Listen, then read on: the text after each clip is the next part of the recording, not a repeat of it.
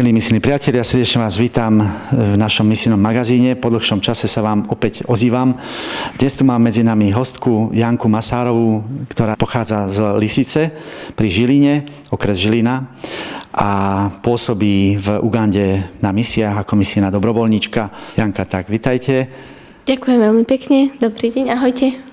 A na úvod by som sa vás spýtal, že ako ste sa dostali do Ugandy, čo predchádzalo aj tomu, že ste odišli na tieto misie?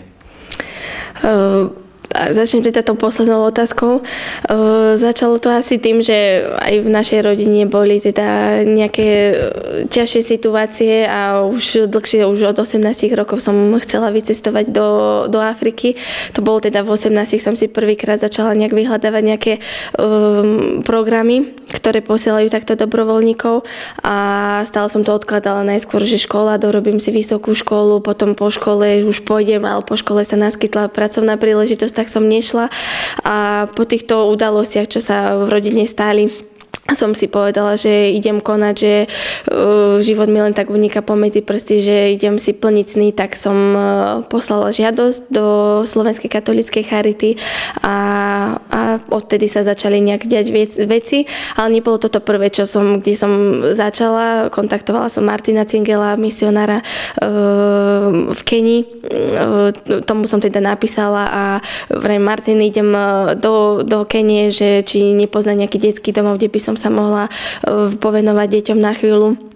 Tak povedal, tak našiel nejaký detský domov, má tam tiež on kontakty, tak som sa nakoniec dostala do detského domova.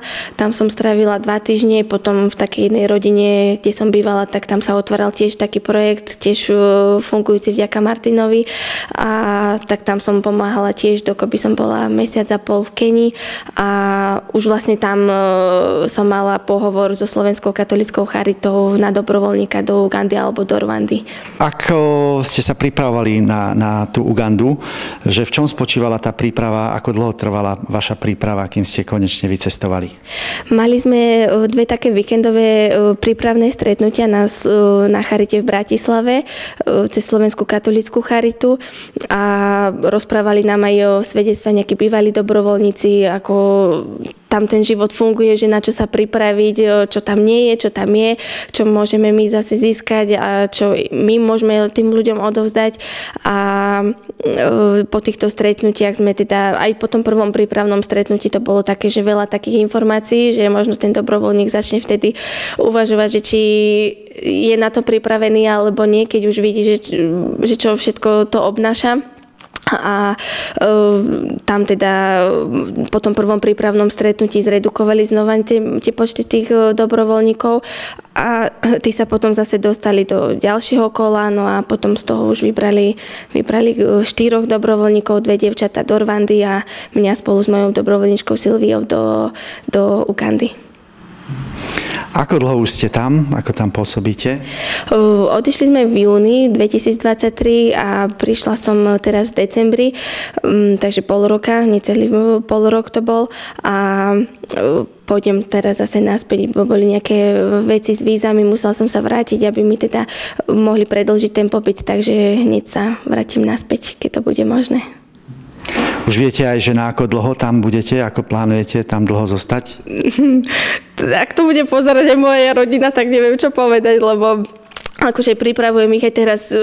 Toto bolo také prekvapenie pre nich, že som prišla, lebo mala som prísť až v tomto roku v júni, že mala som tam byť na rok, takže aj tak sa to tak posúva, tak aj teraz ich pripravujem, že to bude asi znova na rok podľa toho, aký bude znova projekt, že koľko tam bude roboty. Už aj teraz to tak vyzerá, že ja by som tam aj, no to nepočúvajte teraz rodina, ale že fakt aj možno na dlhšie, keď tam ten dobrovoľník príde, tak najskôr to vyzerá, že nevie sa možno zaradiť, že čoho by sa chytil, ale postupne už aj môj alebo Siskin prípad to bol, že hneď sme sa už potom pustili do nejakých vecí a teraz zase sme si nevedeli predstaviť, že my odídeme z toho centra, že stále tam máme nejaké nedorobené, nedoriešené veci, v ktorých by sme chceli pokračovať, takže ak sa to bude aj mne nabalovať, tak stále budem mať takú túžbu tam ostať a pokračovať, až kým teda nebudem ja cítiť, že som tým ľuďom už odozdala všetko, čo som asi mohla, vedela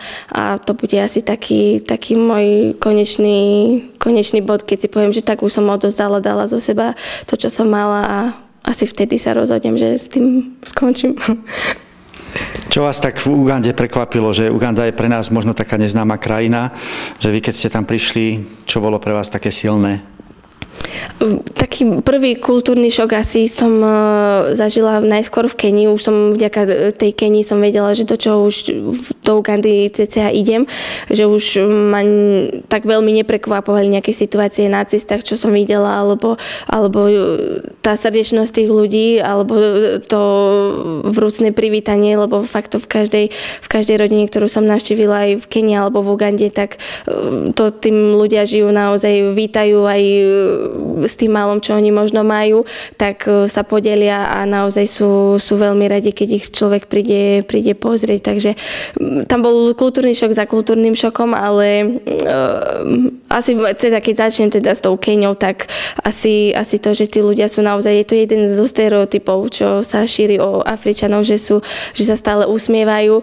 Aj na Charite nám to hovorili, ale ja si dovolím šíriť ďalej tento stereotyp, lebo naozaj ja, čo som stretla ľudí, tak oni boli naozaj usmievaví, radostní, vďační, pokorní, srdeční a súdržní. Aj tá súdržnosť tých ľudí, že tam sa stará sused do suseda, alebo naozaj, že aj keď sú tam nejaké pokrvné väzby, tak sa dokáže jeden od druhého pekne postarať. Tak toto by som asi tak najviac, že je také pre mňa také krásne. Fajn. A ako je to tam organizované, tá Slovenská katolická charita? Má tam viacero takých miest, kde povedzme ste zaangažovaní ako dobrovoľníci a koľko aj vlastne dobrovoľníkov zo Slovenska celkovo tam pôsobí? V Ugande máme jedno centrum, teda tento projekt, volá sa to Gift of Love a v Rwande má ešte Slovenská katolická ďalšie centrum Palotinov a tam posielajú teda 2 dobrovoľníčky a 2 dobrovoľníčky alebo teda dobrovoľníkov posielajú do centra Gift of Love do Ugandy. Slovenská katolická charita je známa aj tou pôstnou krabičkou. Môžete nám o tom aj niečo povedať? Áno, aj celé to centrum, aj Gift of Love, aj v Rwande funguje vďaka výťažku, teda iba vďaka príspevkom z pôstnej krabičky. Vždycky tam je nejaký príbeh buď nejakého dieťaťa, buď z Rwandy alebo z Ugandy, alebo teda aj niekoho, kto má niečo spoločné s týmto centrom. Teraz pôstna krabička v roku 2024 nesie tvár Grace a Manžory. Grace je naša krajčírka. Centrum Gift of Love tam založilo v roku 2016 a 2023 remeselné dielne. Máme tam krajčírky, aj rezbarov, tesarov, múrarov. No a práve po vyštudovaní tohto kurzu krajčírok sa môžu zaradiť do takej asociácie, kde dievčatá chodia pravidelne v piatky na stretnutia a my im dávame takú ponuku, alebo teda to, čo majú oni vyrobiť, nejaké výrobky, čo si zase charita akože odkúpi od nich a naspäť sa to tuto na Slovensku predá a tie peniaze idú zase naspäť do toho centra, lebo my potrebujeme tým dievčatám kúpiť látky a postupne.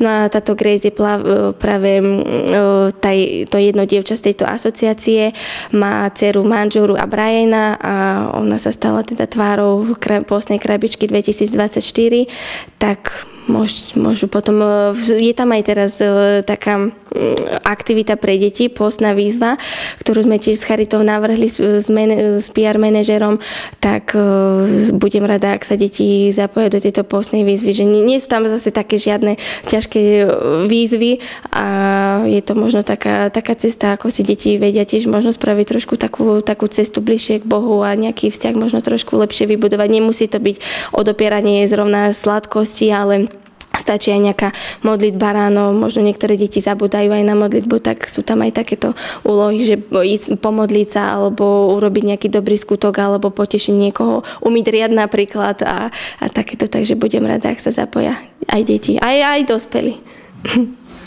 A ako vyzerá ten váš život, myslíme dobrovoľničky tam, že aké aktivity všetky robíte počas toho vášho pobytu tam? Aj z Charity ma teda vyselili kvôli tomu, že je tam škôlka v našom centre. Možno trošku pomôcť pri výučbe tým pani učiteľkám, ktoré tam sú, alebo priniesť nejaké nové aktivity, že deti, ktoré tam sú, už sedia v laviciach, je to škôlka, ale deti sedia v laviciach a majú riadny vyučovací proces, tak sa to snažíme trošku tak obohatiť, že v tomto veku by to malo byť škola hrou, tak sa snažíme nejaké takéto aktivity im prinášať alebo nejaké športové, alebo na rozvoj jemnej motoriky, hrubej motoriky a nejaké trošku také zaujímavosti aj z Európy, alebo z toho nášho vyučovacieho procesu, ale zase rešpektovať aj tie ich vzdelávacie postupy, metódy, že nejak takto sklbiť dokopy.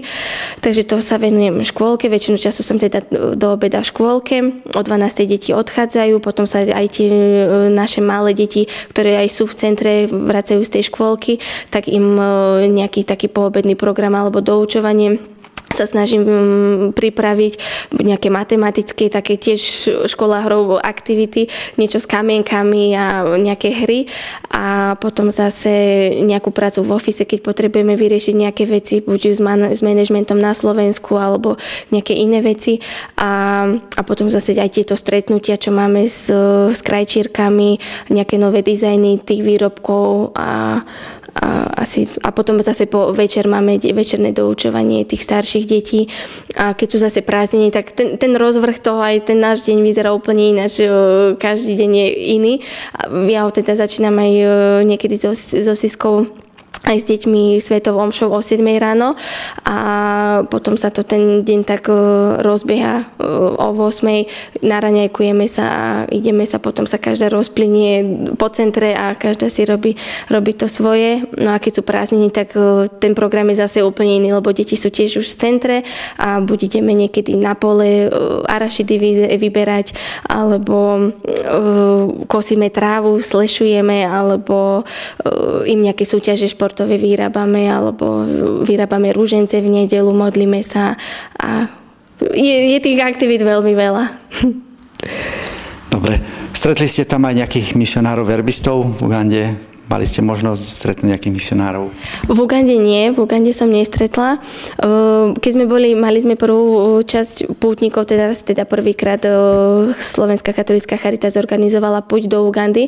Nech aj trošku týmto ľuďom zo Slovenska, niektorí sú možno aj darcovia z adopcie na diaľku, pre adopciu na diaľku, tak im ukázať, že ako tí ľudia žijú, naozaj ísť do tej reálnej rodiny a vidieť to. Tak keď sme mali týchto pútnikov, tak sme navštívili sme miesta na Mugongo, miesta ugandských mučeníkov a tam sme stretli fádra z Poľska, ale nespomeniem si na to meno, ale trošku reči sme znova takej našej počuli, že sme sa po poľsky, aj on nám rozumel, že sme sa trošku tak znova porozprávali, ale to bol asi jediný, ktorého som tam stretla.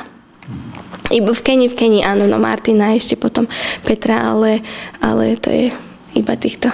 Aké sú reakcie ľudí, aj vašich známych, ľudí zo Slovenska na to, že ste išli ako misijná dobrovoľníčka do Ugandy? Tak tie reakcie sú rôzne, od tých veľmi milých a srdečných, že naozaj ľudia ma podporujú, aj Sisku, aj z rodiny sa nájdú ľudia, ktorí ma podporia, ale najčastejšie sú to teda priatelia, že je to obdivuhodné, že tam ideme a nejak akože berú to ako takú obetu, že odchádzame. Ja to tak ani necítim, lebo pre mňa to bola teda túžba už od 18 rokov niekde takto vycestovať. Aj zase ten druhý extrém je, že ľudia sa nás pýtajú, že prečo nepomáhame niekde na Luníku 9, alebo že aj tu sú deti, ktorým treba pomôcť, aj rodiny. Ale ja si tak hovorím, že Božia vôľa sa zjavuje v túžbách a ja som sa rozhodla teda nasledovať a počúvať ten hlas, čo mi buď Boh dával, alebo som v sebe cítila niekde vo vnútri, a každý je teda predurčený na niečo iné, má nejaké svoje talenty, vlastnosti, ktoré môže ďalej posúvať, a preto som sa rozhodla teda, že to budem takto posúvať, to čo nejaké tie moje vedomosti, znalosti, že to budem posúvať teda ďalej. Boli hromnice a pán farár pekne rozprával o svieci, že tak ako svieca dáva svetlo a teplo a tým sa ona obetuje, že teda rozdáva to svetlo ďalej tam, kde sa dá. Aj keď oni dávajú mne teda v Ugande viac svetla ako ja im do života. Ďakujem pekne za rozhovor. Milí priatelia, to bola Janka Mesárová, dobrovoľníčka, misijná dobrovoľníčka v Ugande, takže prajem všetko najlepšie a veľa Božieho požehnania na vašich misiách. Ďakujem pekne aj vám. Ďakujem pekne.